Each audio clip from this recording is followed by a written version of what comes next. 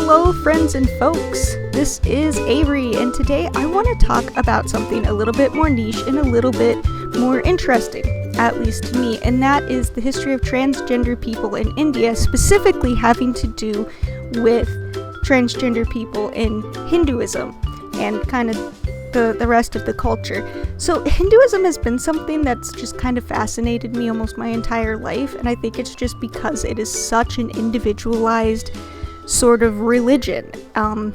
It's very open, and I don't know, there's just so much to it, and so much of it that we don't know, because it really was, created before we could even write about it, and so much has just kind of been lost throughout history, like a lot of ancient writings have been, and then, more modern with colonialism from the British and everything is kind of like hidden a lot of those mysteries, but at the same time, it's such a rich and just fascinating cultural piece of what it is to be Indian, I suppose, or to kind of be from India.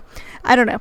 Anyway, so I've also always noticed that when it comes to being transgender, it seems like a lot of the world outside of Europe seems to have been a lot more accepting of transgender people. Like, you'll find a lot of things in Native American or First Nation cultures, and then India, of course, and a lot of other ones I don't really know, I suppose, but those are definitely two big ones.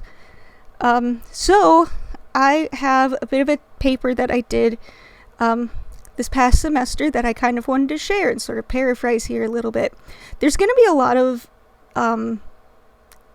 of quotes that come from my sources, because this instructor absolutely loved quotes. So I wish that I were able to do another kind of voice to show when those are, but I'll have all of my sources linked in the description, because I had to have a bibliography anyway. And then one other thing being on the pronunciation of a lot of these things, I will probably be doing wrong, but I will be doing my best, and I'm gonna be saying them kind of slow, so I'm sorry if that ends up getting annoying. But anyway, so I'm gonna get into this, kind of talking a little bit about Hinduism and kind of the way the world sees it. So Hinduism is the world's oldest religion, and it began before recorded time. We don't know much of those mysterious roots. Hinduism seems to be one of the most relaxed of the major religions of the world today, with few set rules to be considered a follower of the religion. It doesn't really have a particular dogma. According to the textbook I used, the concept of Hinduism as a unified religion comes from outsiders. As India was settled and invaded and visited by other cultures, from the Greeks and Persians in ancient times to the British in the 17th century, these outsiders struggled to fit the people of the territory into a box. However, Hinduism has continued to resist these efforts and has none of the fixed dogmas of most other worldly religions, and great flexibility and variety of beliefs exist under the general term Hindu. One of the few things that really unite Hinduism are their sacred texts, though even these can be translated and interpreted in different ways, much like the Bible and Christianity having like 50 different translations, and like every single branch of Christianity not being able to agree on any of it, but it's a little less conflicting, I suppose, when it comes to Hinduism and their translations. And it probably also helps that most people being Hindu live in India and therefore can probably actually just read the original translation compared to the rest of us, who are going to have to rely on all the different kinds of ways that people have translated it. So it's raining outside now. I'm gonna try and keep going anyway. So one of these like major texts, and there's like 7 or 8 of them, but one of the most important texts are the Vedas, a collection of 4 books, so I'm counting those as 4 in my little estimation. The Rig Veda is the oldest, the Yajur Veda and Sama Veda and the Atharva Veda are the other 3. These books hold stories of many, many gods known of the Hindu pantheon. However, Hindu considered each of these gods as a part of the divine, referred to as the being and non-being, known and unknown, as manifested and unmanifested, to represent its completeness. A concept covered in the Upanishads. The Upanishads are devoted primarily to mystical speculation and proclaim the oneness of the individual and the universe, which is a very important part when it comes to what Hinduism, kind of the end goal being, just real quick, the idea of reincarnation until your soul is ready to join with the divines.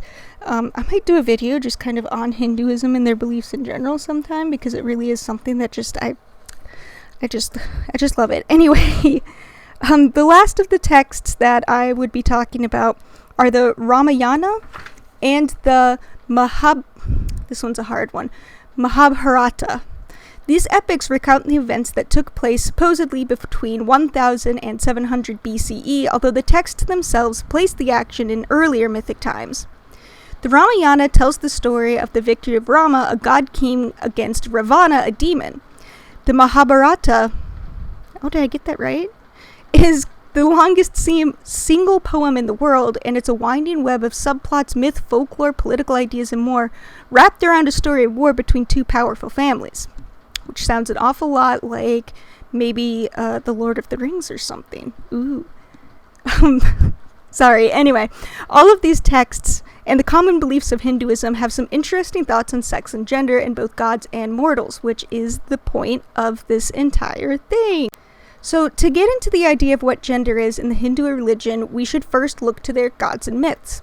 The most common accepted gods in Hindu are all part of the one great divinity known as the Brahman or the Supreme Being. It's difficult to produce a solid concept of what the Brahman is. The concept of God in Hinduism is complicated because for every conclusion you draw about the nature of God, you will find an exactly opposite God. The gender of God is indeterminate because God is the sum of all. The reality of God contains in itself all the realities, potencies, and possibilities. So one of the many aspects of this Brahman that is well known is Shiva, the god of destruction and the symbol of reincarnation. Shiva is typically represented as male, but he has a form known as, and this is another hard one, give me a moment, Ardhanarishvara, who is an androgynous composite of Shiva and the goddess Parvati, his wife. So Ardhanarishvara is an emblem of masculinity and femininity existing in one form. Another pair of gods who come together to create a being of both, or perhaps devoid of gender, are Lakshmi, the goddess of prosperity, and her husband Vishnu, who form Lakshmi Narayan. I feel like that thunder probably picked up that time. I hope I don't have to re-record this because I want to get out another video soon. Anyway, so in the epic Mahabharata, we are introduced to a hero known as Shikandi. So this is one of the mortals that has to do with gender, because the gods, as mentioned, a lot of them really do have multiple forms and multiple genders, really. So we're moving on to more a mortal look with Shikandi. So Shikandi is the reincarnation of a princess of Kashi named Amba. Amba was one of 3 princesses to be abducted by the great god hero Bhishma to be married to a prince by the name of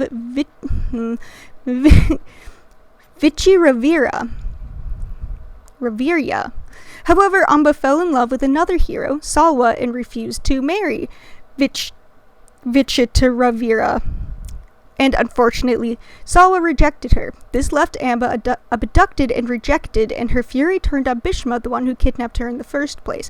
And that's really a big thing, because this sort of, messed with her honor because she was, literally just because she was abducted. Now she's she has to be married or she's unpure sort of thing, because, of course she is. So to keep her honor, she demands that Bhishma weds her, but Bhishma has a vow of celibacy and he also refuses her. So the story continues. Enraged at her humiliation, she, Amba, tried to pursue other kinds to wage a war with Bhishma and compel him to wed her. None agreed, for they were afraid of incurring the wrath of the great warrior. Amba continued on a search for vengeance and was eventually told that her next reincarnation would be the being who brought about Bhishma's downfall.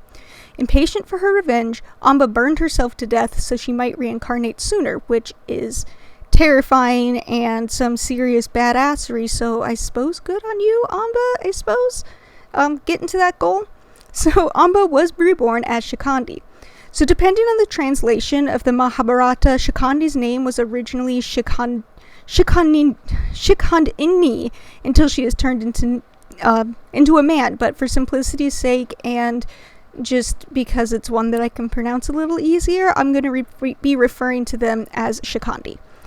Shikandi, despite being born a girl, is raised as a son. She's trained as a warrior and is even married to a princess. But when her new wife realizes she's been married to a woman, she complains to her father, and Shikandi runs away and practiced austerities in the forest, and in time was transformed into a male and became known as the warrior Shikhandini. True to the prophecy, Shikandi aids the warrior Arjuna in battle, and together they slay Bhishma. Shikandi even gets as close to a happy ending as an epic hero in pretty much any culture might get.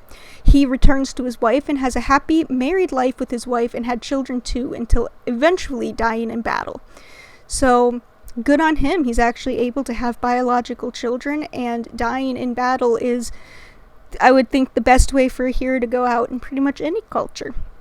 So in this story, we see not only a person who could be considered transgender being allowed to live as their true gender, but is also able to have a happy family life and fulfill a prophecy as a warrior. And it seems then just absolutely every way, Shikandi is transformed into a man. Lucky him. Shikandi isn't the only myth that includes blurring these lines of gender. Bud is a child of adultery who is cursed to be neither male nor female, and marries Ila, who is also cursed to switch genders every month. And the couple is still able to procreate and establish a dynasty of kings that are covered in the Mahabharata. So at this time, even though they're supposed to be cursed, they still end up finding love in everything. So it's a pretty good outlook, I suppose.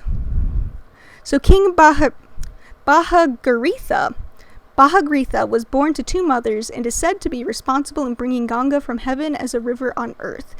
And this is both a look into the LGBT with him having two mothers, which I feel like implies that they were lesbians, but also the fact that, again, they were able to reproduce together. So it would seem that at least, one of them had to have something a little different than the other one. So all of these examples I've gone over come from stories, and they were written long ago and set even longer. So how are transgender individuals known and treated in the real world? So in the real world and in modern times. At one point, people who were transgender, whether binary or not, were not uncommon within Hindu cultures.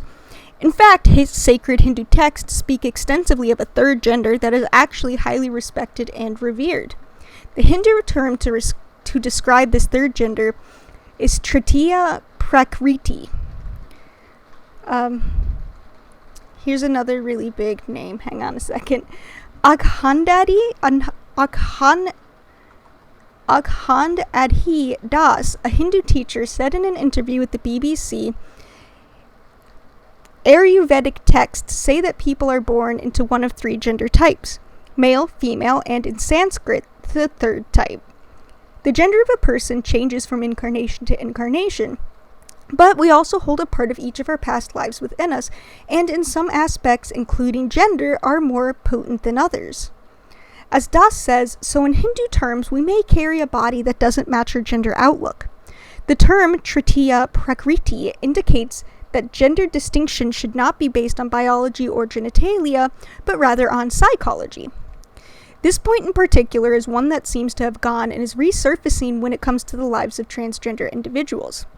Tritiya Prakriti was considered to be an innate quality, something that occurs at the point of conception, and so we can see that it is not only the heroes of epic legends who are easily accepted to be the gender opposite that of their body.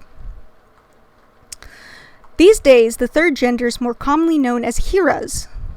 Often called transgender by outsiders, Indian society and most Hijras consider themselves to be third gendered, neither male nor female, and for a long stretch in time were celebrated in Indian culture.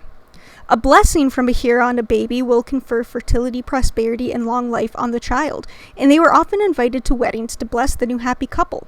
Not only do Hijra bestow blessings, but if disrespected, they can curse a family. While Hijra are no longer as respected as they used to be, even modern Indians take these curses very seriously. Today, the life of a Hijra is no longer glamorous. Most Hijras are considered one of the lowest of the castes, regulated to begging and prostitution. In the book Transgendered People of India, author Yulia Sakaurazawa describes her first encounter with Hijras while in a traffic jam in Bangalore. They flitted from vehicle to vehicle like colored butterflies, clapping their hands in a strange fashion, swaying their hips in a provocative manner, and asking for alms in a tantalizing, seductive tone. How did a group of people so well regarded fall so far? Well, we can thank the British for that. Britain invaded and colonized India in 1858. The difference between the colonizers' culture and the colonized in this case were starkly different, which they usually were. But through the lens of white supremacy, Britain decided to try and clean up the Indian country. In regards to the Hijra, this began in the 1860s with the distinct district registers of eunuchs, a record that tracked all Hijra, their names, and their homes, despite the fact that not all Hijra are or were eunuchs. And then in 1871 came the Criminal Tribes Act. This act came in two parts. Part one chose which groups would be considered tribes, and Part 2 actually focused specifically on Hijras. Specifically, the act mandated that eunuchs who were reasonably suspected of sodomy, kidnapping, or castration should be registered by the police. Evidence of convictions was not necessary. This law affected more than just the Hijras. In fact, entire caste groups were presumed guilty by birth, arrested with children separated from their parents, and held in penal colonies or quarantined without conviction or due process. While the Criminal Tribes Act was repealed in 1852, only 5 years after India regained its independence, the effects of it have been long-lasting. So things are starting to look back up for transgender individuals in India. A suit was brought to the Supreme Court of India in 2012 by Lakshmi Narayan Tripathi, a transgender activist calling for the equal rights and acknowledgement for the third gender. And in 2014, the Supreme Court of India officially recognized the identity of third-gendered persons. Among other things, the court stated, "The right to choose one's gender identity is integral to the right of a life with dignity and therefore falls within the scope of the right to life under the Indian Constitution." Which, go India. Justice K.S. Radhakrishnan spoke on the ruling, saying transgenders are citizens of this country and recognition as a third gender is not a social or medical issue, but a human rights issue. Though it took 2 years for the case to be ruled on, it was a victory for human rights activists of all kinds in India and the rest of the world. The lives of transgendered individuals throughout the history of Hinduism, the oldest religion in the world, has been turbulent. From gods and heroes and epics to individuals with the power to bless or curse, then fallen to the one of the lowest castes, considered criminals just for the way they are born, and are slowly finding their way back up to being seen as a valid and respected part of society. As transgender rights and awareness have started to make their way across the Western world, it turns out that India has had a head start on the rest of the world from the deepest roots of their religion. And there we are. That is the study that I had done on transgenderism in Hinduism and in India in general. I hope that you learned something new on this, and I hope that maybe I've piqued your interest in kind of the same sort of thing, or maybe you already had that interest, in which case I hope that this was very informative. Alright, well thank you very much for listening, and I will talk to you next time.